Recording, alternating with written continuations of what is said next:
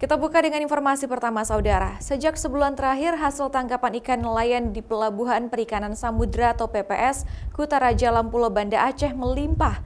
Hal tersebut terlihat dari aktivitas bot-bot nelayan yang melakukan bongkar muat ikan hasil tangkapan hampir setiap hari. Namun walaupun demikian, harga ikan tetap stabil.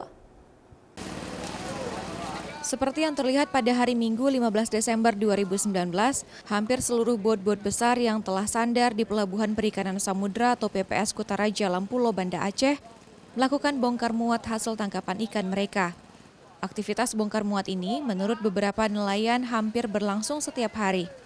Rata-rata jumlah hasil tangkapan bot-bot berukuran besar ini mencapai 20 hingga 30 ton. Hasil melimpah tangkapan nelayan Lampulo menurut mereka karena kondisi laut saat ini dengan angin barat, serta posisi ikan yang sedikit ke permukaan karena kondisi angin dingin di dalam laut. Nelayan mengakui kondisi seperti ini diprediksi akan berlangsung hingga beberapa pekan ke depan. Ikan timur masuk barat ini, makanya banyak ikan. Kayu pun banyak di laut, ini kan dari rumput semua.